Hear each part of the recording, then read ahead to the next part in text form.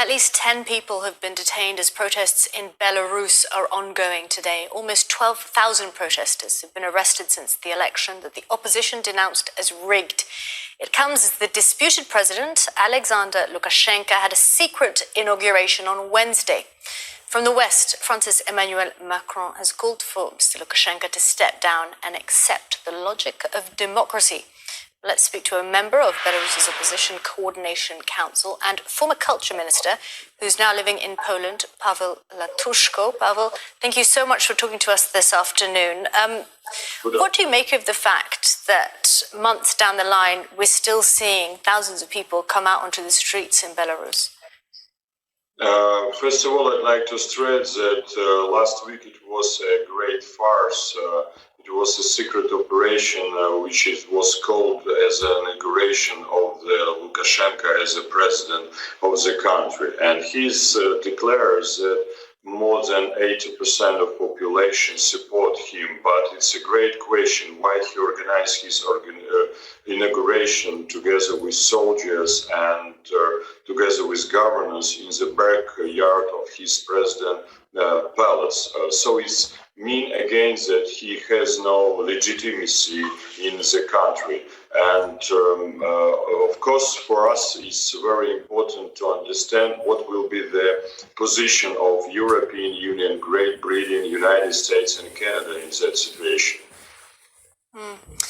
Well, the foreign minister has said that expressions of concern from Western nations are, quote, nothing but attempts to bring chaos and anarchy to our country.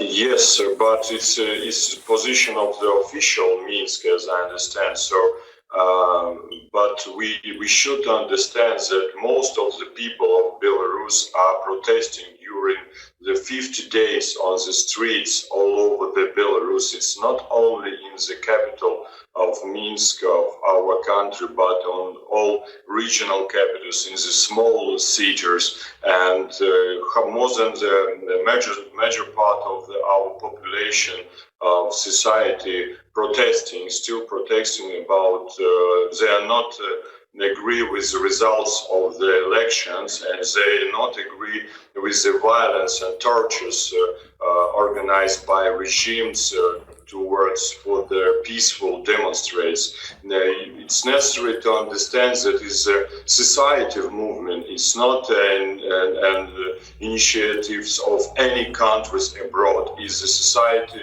movement in our country.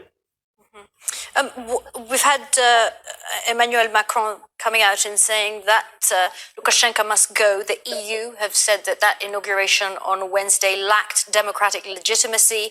They've refused to recognize him as president. But these are, at the end of the day, just words. Do you think that they will make a difference? For us, as I said, it's very important the coordinate position, whole position of the European Union countries as France and other countries. First of all, they must publish a list of their officials which are not, for them it will be not possible to visit the European Union countries. We're waiting the same position from the United States, Great Britain and Canada, as I said. And on this list, it should to be on the first position Lukashenko and more than 1,000 people who are responsible of tortures, of crimes in our country. The secondly is the question of economic sanctions. Of course, it's first of all the position of European Union countries and other partners, but sanctions can be very important in this situation if we are telling about the all companies which are seized for regime to survive.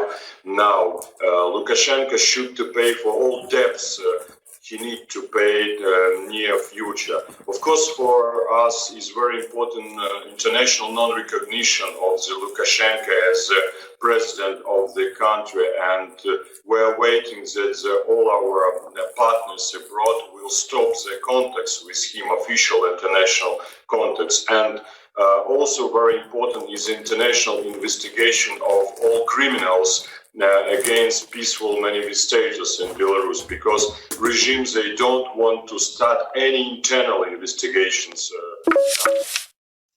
I want to pick up on this idea of sanctions that you just mentioned. The foreign minister again warning that they would ultimately just hurt the people of Belarus. That's often a criticism of sanctions.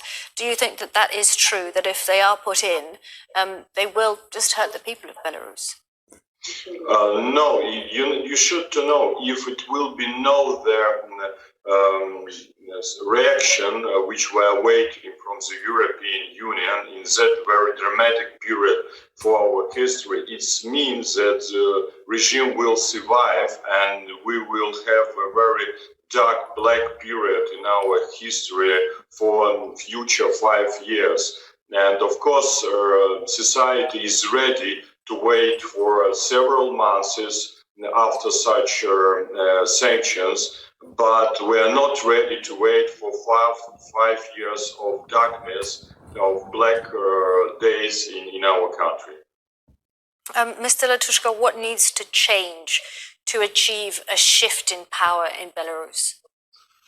Oh, it's of course a very important question, because first of all we should understand that it is the situation inside of Belarus, and all the solution in the hands of Belarusian society, Belarusian peaceful manifestators. But we are realistic and we understand that without the helpness from the European Union countries, United States, Canada, Great Britain, and also without the possible change of position of the Russia, it's impossible to find a solution. So we propose to create ad hoc group in which we can invite, for example, European Union countries, United States, and also Russia to try to find the solution in this dialogue inside of our country. I am representing the Coordination Council, and this week we received 500,000 votes from internet for our position. So the Coordination Council is an instrument inside of Belarus to have this dialogue, but with assistance from our partners abroad, it will be impossible to find the solution. Okay, Mr. Latushka, thank you so much for talking to us this afternoon. Thank you. Donald